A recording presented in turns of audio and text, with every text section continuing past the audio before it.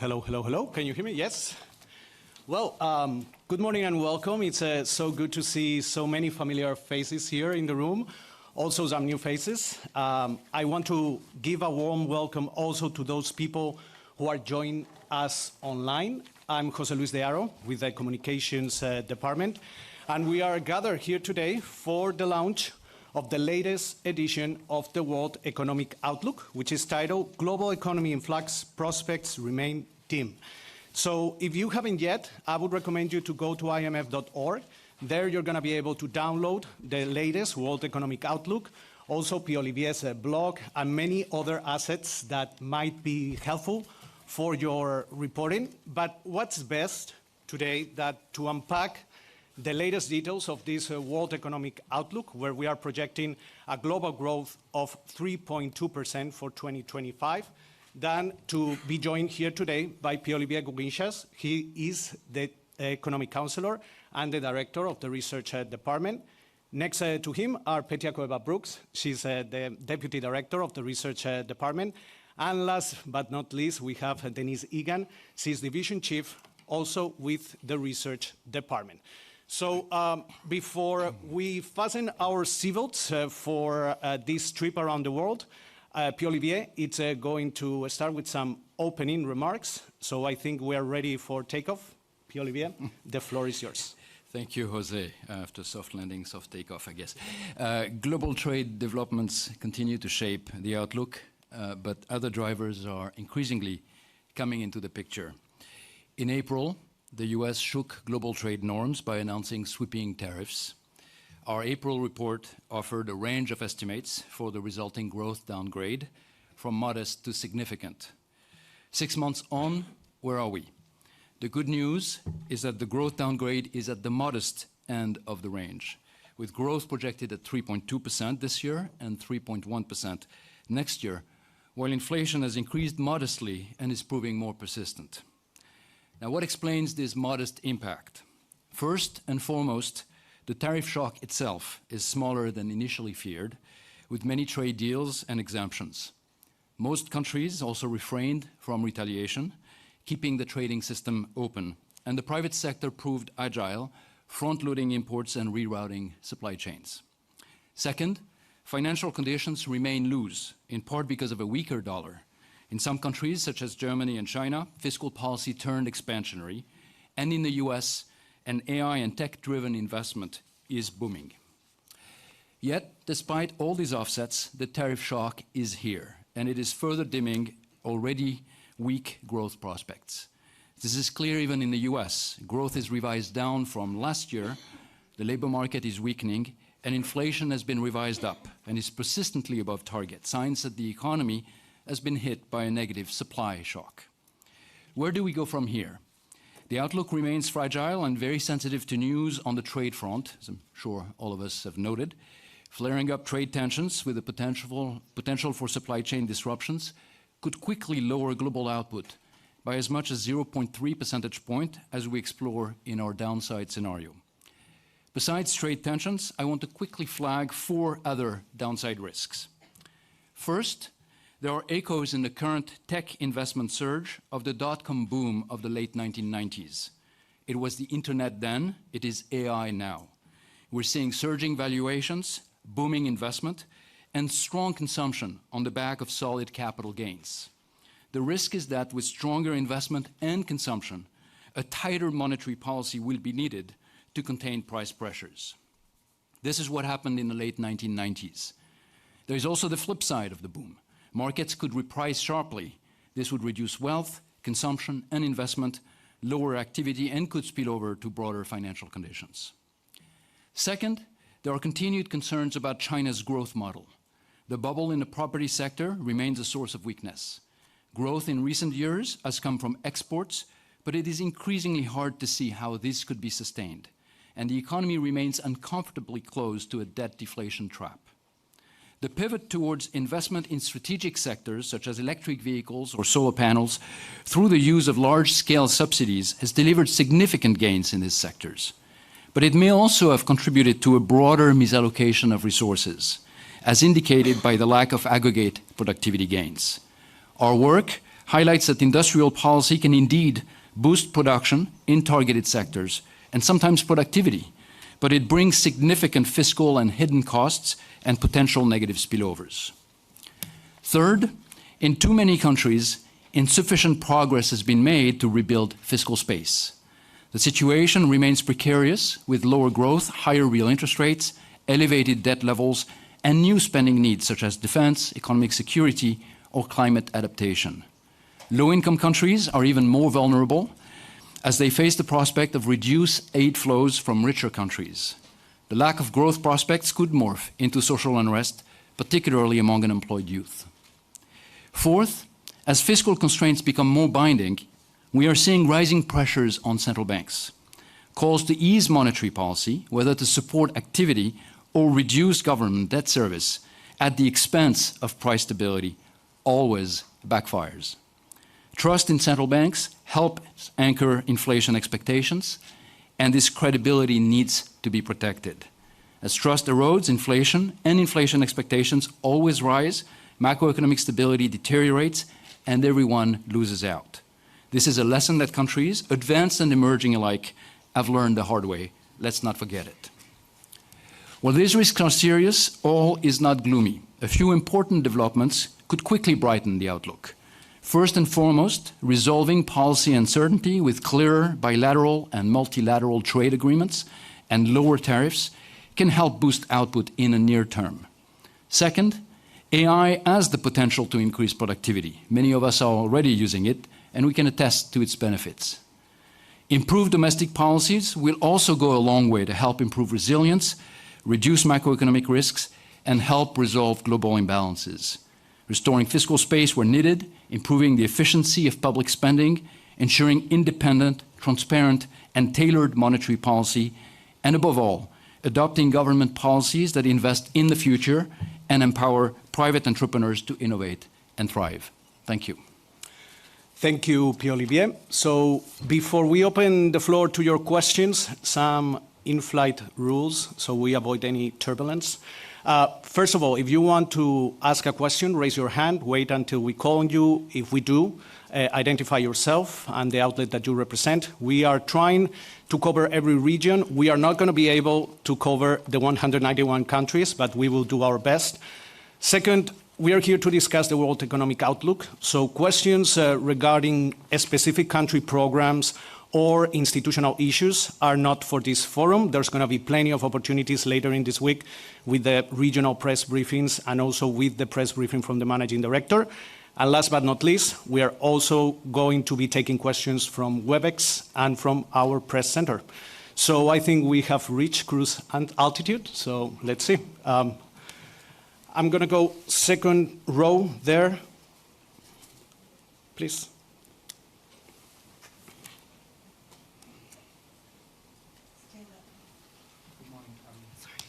Sure. Good morning, Daniel Avis, Agence France Presse.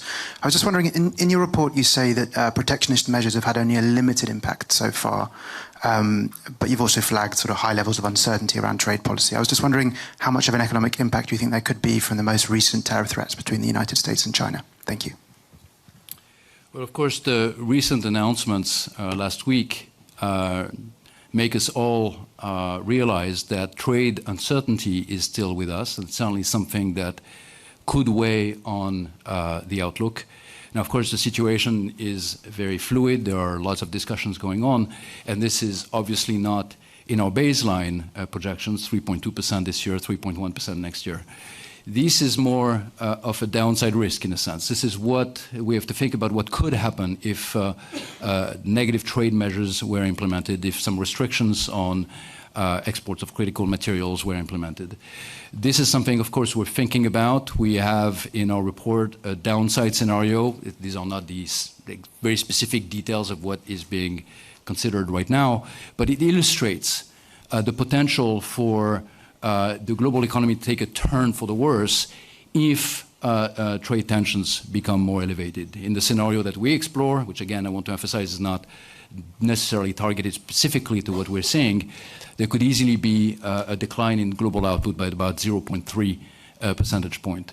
Now, what I would also want to say is that the uncertainty about trade policy in the future is something that is already reducing economic activity. The place where we see that is when we look at investment. I mentioned in my remarks that we have a boom in the tech sector, so we're seeing investment overall doing quite well, especially in the US. But if you leave that aside and you look at investment outside of the tech sector, it's actually declining compared to last year. And that reflects in part the uncertainty that many businesses are facing when they're thinking about the future and scaling down their investment plans. So that uncertainty is already weighing on the outlook. Okay, here in the first row, then we're going to go back, then I'm going to go left, then right. Jose, Malin Shong with Xinhua News Agency. I also have a question on trade. I think the IMF has repeatedly warned about trade uncertainty and its impact on the fragmentation of the global economy. I wonder whether you could share some thoughts on the fragmentation part in the longer term. Thank you. Well, certainly have been concerned about geo-economic fragmentation for a long time. We're seeing elevated trade tensions. We're seeing a number of industrial policy measures that are designed to protect or promote certain industries in certain countries. And we're seeing a reorientation of trade flows already. What we are seeing when we look at the global picture is not that trade has decreased. Trade to global activity, trade to GDP, that ratio has been more or less constant. In fact, in the early part of 2025, it even increased because there was a lot of front-loading. Businesses were trying to get ahead of tariffs that would be implemented later on, and there was a surge in imports for many countries that boosted overall trade. But our picture, when we look 3-4 years out, we're seeing that that level of trade will actually moderate, and it will change in its composition. We're seeing a lot less trade, for instance, between the US and China, but we're seeing a lot more trade between either US and China and other parts of the world. Exports from China to other Asian economies or to Europe have increased significantly. Imports from the US side from Europe or from other Asian economies have also increased. So the trade matrix is changing. It's adapting to these tensions. And so far it's not really declining, but it's become more complicated. It's a very much more complex picture. Okay, I'm gonna go to the corner there, the woman with glasses, yes?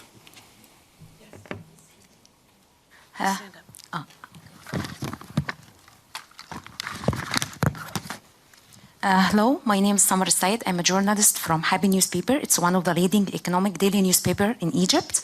I have one question.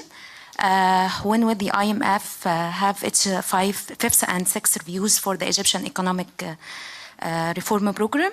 And also how the IMF views the ongoing government's efforts to empower the private sector and implement the divestment program? Thank you. And before we answer, there's another question on Egypt on WebEx. So please, Doha, come in. Hello, everyone. Good morning. Good morning. Thank you for taking my questions. I have a couple of questions. My first is on Egypt. What are the key drivers behind upgrading the growth for the GDP growth for the country and for inflation?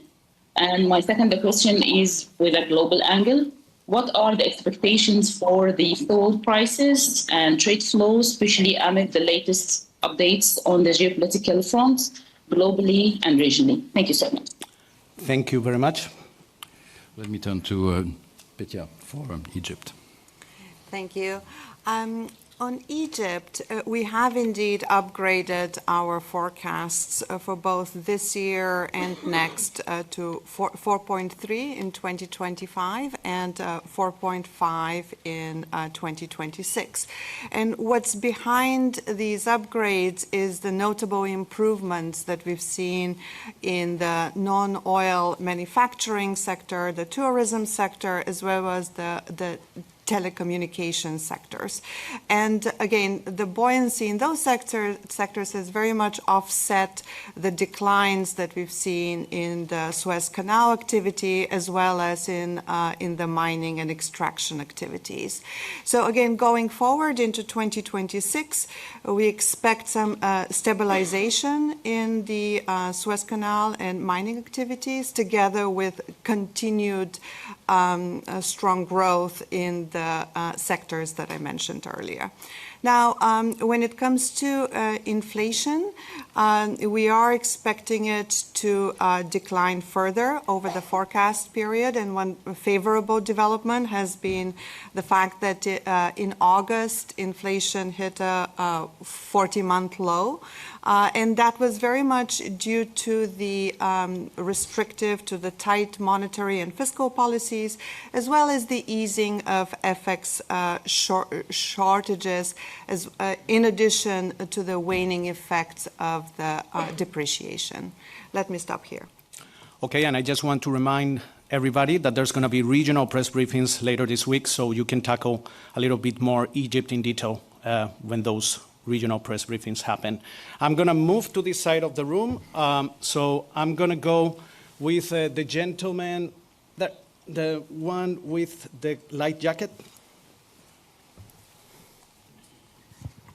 Thank you. Good morning. Thierry Augier from Latin Finance, the Latin View. You have not spoken about the dollar issue. If you can tell me something about this. You mentioned central bank related issues, the dollar weakening, what will be the impact on interest rates, monetary policy, and maybe cheaper capital, cheaper fundraising on emerging markets and Latin America, please. Yeah, so on the dollar, what we've seen this year is a weakening of the dollar in the first part of the year. In April, May, I mean starting in January, but in January until May, the dollar weakened significantly, about 10-12% or so against other currencies, most other currencies, with maybe the exception of the Chinese RMB. And that easing of weakening of the dollar is something that helps financial conditions in many emerging market economies, especially countries that have dollar-denominated debt. Whenever the dollar becomes weaker, the debt burden is slightly alleviated. And so that has contributed to improving financial conditions in those countries. The depreciation of the dollar also helps a number of these countries on the inflation front, because a lot of goods are invoiced in US dollars, and so when the price in dollar remains constant but the dollar itself is weaker, that means that import prices are not rising as much in some of these countries. So these has contributed to some of the resilience we've seen in emerging market economies. So now going forward, what we're seeing in many countries now is many countries are facing different conditions in terms of monetary environment. Some countries still have some inflation pressure, are not fully back at inflation targets. Other regions are back at inflation targets. So we see a lot of differentiation in terms of the monetary policy stance that is very appropriate, and the reliance on letting the exchange rate adjust for this difference in monetary policy stance. That's another lesson that we see when we look at the data. A lot of emerging market economies in particular, including in Latin America, but elsewhere as well, have become more comfortable letting currencies adjust when it's needed, so that they can set their monetary dials for their domestic inflation circumstances. Okay. The woman in the first row.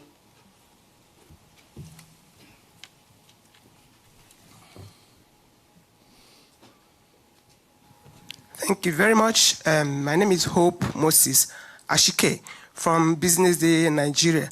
You projected Nigeria's growth to grow to 3.4% in 2025, few months ago.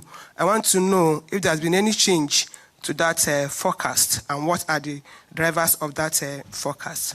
Thank you. Well, indeed, the growth rate in Nigeria has been increased to, I believe, 3.9%. But let me turn it over to Denise to provide some more texture. Sure, thank you.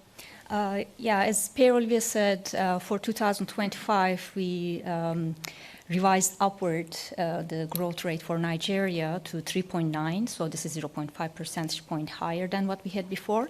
And we have also upgraded the 2026 growth projection by 0.9 percentage point to 4.2. And actually, going back to 2024 number itself has also been revised upwards, and it's now 4.1. This is 0.7 percentage point higher. The reason for the 2024 GDP growth number being higher is because of the authorities' GDP revision and rebasing, which provides a broader coverage of activity in the economy, including some informal activities are now covered there. And for 2025 and 2026, the upward revisions basically reflect some reduced uncertainty and the limited impact of US tariffs on Nigeria, given its limited exposure. And since July, we also had the exchange rate appreciating, financial conditions strengthening with the increase in investor confidence. And on top of that, we also have fiscal stance remaining supportive, and hydrocarbon growth was also revised up with higher oil production under improved security. All those factors ultimately culminated in the upward revisions. I'm going to go to a gentleman with the white shirt and a jacket there. Here. BBC. Hi, Pierre Olivier. Are you saying that this tech bubble is about to burst? Is that what you're saying? And just quickly on the UK, how do you assess the resilience of the UK economy? I mean, you slightly upgraded the UK this year, but inflation seems pretty high on your forecast. Okay, before we answer if the bubble is bursting or not, any other questions on the UK in the room? Okay, so we're going to go to Shu, then we're going to go to the gentleman in the back. Are these questions related to the UK? This is only on the UK, okay? Telegraph. You talk in the report about the link between fiscal vulnerabilities and financial market fragilities and the prospect of investors losing faith with countries in countries with high debt. Is the UK in that camp? And Sue, if you want to pass the microphone to Thanks. And David Milliken from Reuters. You're forecasting that sort of this year and next sort of Britain will have the highest inflation in the G7. Do you think that Britain has some kind of sort of inflation problem, and how confident are you that these are all definitely temporary factors pushing up UK inflation? Okay, I think we're ready to answer. I will start with the easy question, the bubble. So obviously, no one can know for sure. What we are seeing is very robust investment in that sector, both from the companies that are directly developing models of artificial intelligence, the hyperscalers, but also a lot of investment from companies that are adopting, a lot of software investment. This is being adopted very broadly. And that certainly is contributing to the growth performance in the US right now. It's sustaining activity. The valuations that you see in the stock market reflects the projections about profits in the future, of course, and they are fairly elevated, so we see valuations are quite stretched. They might turn out to be right, who knows, but they are quite elevated, and they are feeding into strong consumption, because people see their portfolio being doing pretty well. And so all of that is adding to demand pressures, if you want. Now, whether this will be followed by a market correction, I don't think anyone can tell for sure, but we have to be, and part of our job is to be looking out for potential risks, and it's certainly one of the risks. Now, on the UK, so the UK is both maybe the highest inflation in the G7, but also above average growth in the G7. So it's actually doing something right in terms of growth, at least. So we have UK growth at 1.3% this year, and next it's slightly revised up this year, it's slightly revised down next year. And inflation is indeed being revised up as well. We have 3.4% inflation in the UK for this year, expected to decrease to 2.5%. So let me start with the inflation and then maybe end on the debt. So on the inflation, our analysis is that a lot of the drivers of the inflation numbers, which have been pushing up, I mean, inflation was 2.5 in 2024 and is now 3.4, so it looks like it's moving in the wrong direction. But a number of the factors behind this are what we see as temporary factors. There's been an increase in what we call regulated prices, the price of transportation, the price of water, and some earlier declines in some components of the basket, like energy prices, are sort of moving out of the window over which we calculate the inflation rate, and so you see some normalization coming from that. So we expect that this will moderate going forward, but there are risks, and we see some upside risk. Where are the risks coming from? Well, there is some increase in labor costs, and also, and perhaps this is the thing that I would pay more attention to, is we see some increase in inflation expectations. Inflation expectations have been slightly nudging up, not just at 1 year, but also 3-year, 5-year. And that's a sign that somehow households and firms in the UK are becoming maybe a little bit less certain that inflation will be coming down quickly. And so the path forward for the Bank of England should be to be very cautious in its easing trajectory and make sure that inflation is on the right track. Now, finally, on UK debt, I mean, the rates have been increasing. The 10-year yield on the gilts have been increasing, but one has to keep in mind that they've been increasing, and that the term premia have been increasing in many places around the world. There is a global factor at play here, which is that we are in an environment in which bond investors in general are becoming a little bit more prudent about their investment in sovereign debt. Our assessment of the UK debt market is that it's still a solid economy. The fiscal trajectory is expected to stabilize the debt to GDP. So we are not seeing major risks there at all.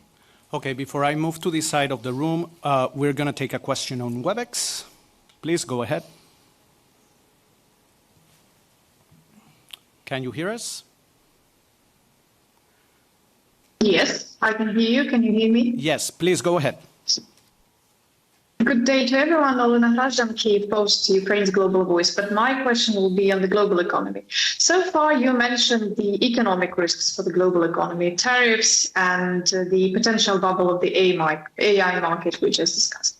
But how do you evaluate, on top of these things, how do you evaluate risks of geopolitical tensions that might affect global markets, particularly, again, the Middle East and the protracted war against Russia's protracted war against Ukraine, that might also affect Europe? So we do pay attention to these risks, and in fact, in our risk analysis, when we evaluate different scenarios for the global economy, we are also considering what might happen if you have disruptions I'm looking at the scenarios here and the details. We're looking at also at disruptions in commodity prices and changes in financial conditions. So obviously, you have to think carefully about what are the channels of transmission here when you're thinking about geopolitical risk. We have geopolitical risk already with us, and the question is, where might they manifest themselves? So if they manifest themselves in a way that leads to disruption in energy markets in particular, then that could lead to an adverse effect on the global economy. If you imagine that you have disruption in oil markets, for instance, which we have seen in the past, or if you think about energy markets more broadly. If you have other types of tensions, I think then the issues might be a little bit more complex to analyze. You might have to think about what is the impact on growth rates, what is the impact on, you have to think about the spillovers. You know, for instance, if I were to think about the spillovers from what is happening in Ukraine specifically, you'd want to think not just about the impact on uncertainty it creates in other countries, there are impact on in terms of labor migration. So you want to factor all of these different layers to come up with an assessment. So I think there isn't a generic answer. That's my answer is that there is not a single answer, and one has to look at the specific details. But one of the things we've looked at in the past in some of our risk scenarios is precisely to think about an escalation of geopolitical tension that would affect energy markets and energy prices. As promised, I'm going to this side of the room. I'm going to take the lady here. Hello, good morning. This is Noura Amashi from Asharq with Bloomberg from the Middle East. So the WEU has, over the past 2 years, highlighted geopolitical tensions, particularly the Russian-Ukrainian war, which our colleague just referred to, and the war in Gaza as a main risk factor and concern for growth globally. and regionally in the MENA region.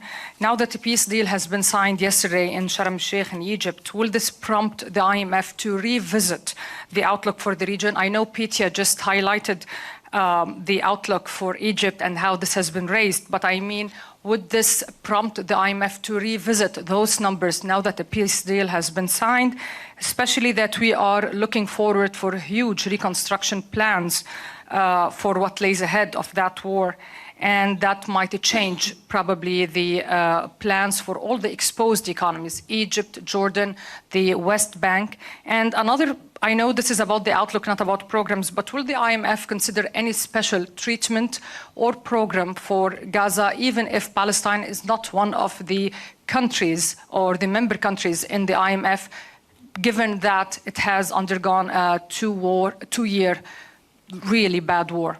Thank you. Okay, on that last part of the question, that is for the regional press briefing. The first part of the question. Well, I would just say first we welcome, of course, the developments over the last few weeks and the announcement of the first stage of a peace plan that would bring some economic and political stability to this region. Would be a major achievement. In terms of the economic implications for the regions, there are also things that will be covered in more details in the regional briefing that my colleague Jihad Azur will give. But maybe I'll turn to Petya if there is anything else to add at this point. Not much to add. Of course, this presents an opportunity to build the foundations for a lasting recovery in the region, and we stand ready to cooperate with the international community on this. Just to say that for the region itself, beyond Egypt, we have actually upgraded the forecasts, and that is the case both for the oil exporters as a group, mainly due to the unwinding of the voluntary cuts in Saudi Arabia, but also for the oil importers. There we see the positive impact of relatively lower commodity prices, as well as the robust remittances and relative strength in the tourism sector, all of which have contributed again to the upward revision of the forecast for those countries. I'm going to go to the gentleman with the tie, red and blue. Thank you for taking my question. My name is Simon Atiba with dailylera.tv. I was going to ask you, is President Trump bad or good to the global economy? And I wouldn't say crazy, but the tariffs on everything, and the deportations of hundreds of thousands of people, are those things having a negative impact to the global economy, or is it helping even the US economy? Thank you. Well, let me take the question from the angle of the labor market here, because I think this is one of the important developments that we've seen in the last year.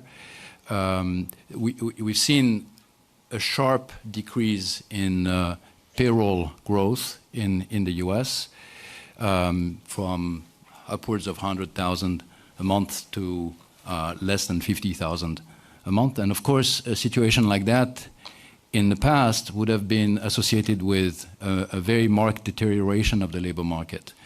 We haven't seen that this time around. The unemployment rate has increased very modestly.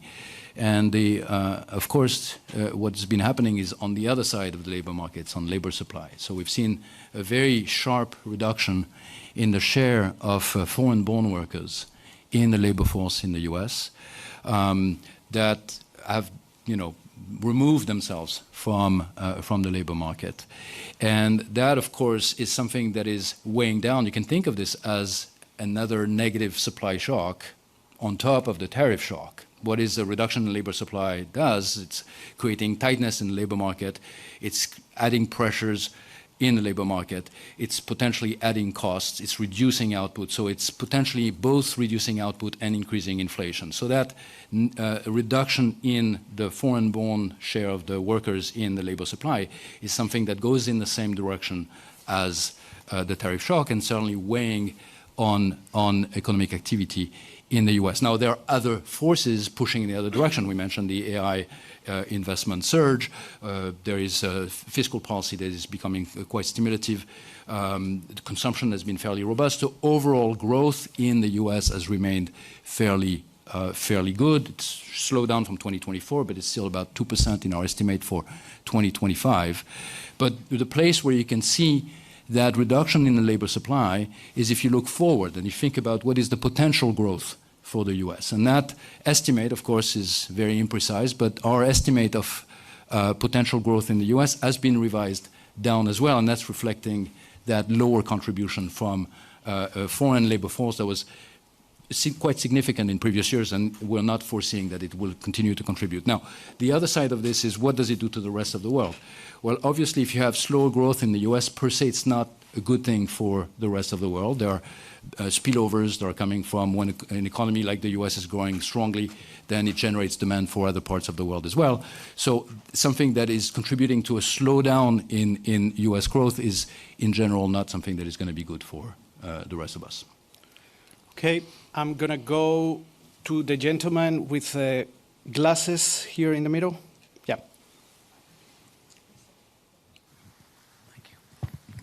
As Deepak Ajwani from Economic Times, India.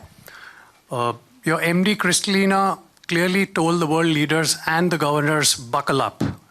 Can we understand three things that IMF would want to tell the governors as well as the ministers across the world? How do they buckle up? Well, I think what our managing director is referring to is the fact that we are in an environment, we've been living for the last 5-7 years, in an environment in which we are hit, the global economy is hit by fairly sizable shocks. Can be very concentrated. You can think, of course, we can think of COVID that was a one in maybe in 100 years type of shock. But even after that, with the cost of living crisis, we had the impact of military conflict on European soil. You had the trade tensions. All of these things are disruptive to the global economy. Now, for many countries in the world, these things are outside their control. These are not something that you directly have an input and can do something about. So the first part of buckling up is to make sure your economy is as resilient as it can be. And how do you make your economy resilient? Well, number one, you make sure that you have the fiscal buffers that you need, because you're going to need to use them when you're hit by one of these shocks. And if you don't have them, then the impact is going to be much larger. So making sure you protect the fiscal buffers. Second, making sure that you have the right institutional environment so that you have institutions that are trusted, that can do their job, that have frameworks that are strong. That is also going to be helpful in maintaining expectations, in maintaining some sense of stability in the economy. And third, you're going to have to rely on trading partners. No country is an island that can do things on their own. And so making sure that the global economy, that countries remain part of the global economy, that they are integrated, that they find ways to deepen trade ties with partners where it's possible, is an important part also of building that resilience. And fourth, at the end of the day, growth comes from the private sector. It comes from adoption of technologies that have been developed elsewhere. Most countries are not at the frontier of innovation. Most countries are inside that frontier and catching up with it, or developing that frontier, making sure that the right efforts are made in terms of skilling the labor force, in terms of adoption of technology, in terms of infrastructure investment, so that countries can grow rapidly and unleash the private sector innovation and entrepreneurship. Okay, we literally have 5 minutes and 25 seconds. So I'm going to take the lady with the white shirt. Then I will come back here to the top of the Hi, Mehreen Khan from The Times. You reserved a lot of quite harsh words for China's trade imbalances in this WEO. Probably for the first time in a very long time, we've heard the IMF talking about the nature of the Chinese trade surplus. I mean, is that at the behest of the US administration, which is very preoccupied by this? This morning, Scott Bessent, the US Treasury Secretary, said that China is trying to export its way out of its domestic problems and it's hurting the world economy. Do you share that assessment? And going back to the MD's curtain raiser last week, she put up a very striking chart of the state of the renminbi, which would suggest that China is engaging in some degree of currency manipulation to boost that export performance. Would you be urging Beijing's authorities to be taking a harder look at the state of its currency as well? So on China's external balances, I would refer you first to the external sector report that we produce every year. That's the other flagship that comes out of the research department. The latest iteration was published in July. And that report tries to assess when countries have excessive surpluses or deficits. And that report highlighted that there's been an increase in global imbalances. There's been an increase in excessive deficits and excessive surpluses among different countries of the world. And it flagged 3 of them as having excessive either surpluses or deficits. Excessive surpluses were found in China, as you point out, also in the euro area, and excessive deficits in the US. So I think we had a report that was very even-handed. Now, in terms of the economic issue on China's growth model, I think what I highlighted in my opening remarks, and I think that's certainly the view that we have here at the fund when we do our analysis of the Chinese economy, is that you have an economy where domestic demand has been very weak for some time now, has been very weak on the back of a property sector boom-bust that has not been fully resolved. We're 4 years plus in, and that property sector is not fully resolved. The real estate sector is still not recovered, and there are still a lot of potentially non-performing loans and valuation effects that are not realized in that sector. And that's weighing on confidence. Chinese households and businesses are reducing, scaling down their consumption or their investment because of that. So the growth in the Chinese economy in the last few years has been coming in significant part from the external sector. But what we are seeing there is something interesting, which is we see an increase in volumes that are being produced, but we see increasingly a decline in the prices at which they need to be sold on markets. And that suggests that somehow the market has a limited capacity to absorb all of that is being produced coming out of China. And that suggests that that growth engine, that second growth engine itself is starting to face difficulties.